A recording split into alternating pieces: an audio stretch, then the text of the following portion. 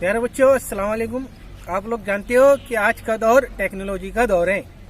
ज्यादातर बच्चे mobile, TV ये चीजों में ज्यादा मसरूफ रहते हैं, जिसकी वजह से हमारे तरफ गौर करने से ये मालूम होता है कि बच्चों की सेहत पर इसका बहुत बुरा असर दिखाई पड़ता है।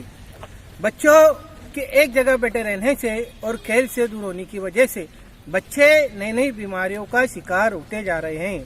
प्यारे बच्चों, हमें अपनी तवज्जो मोबाइल और टीवी से हटाकर खेल की तरफ करना जरूरी है।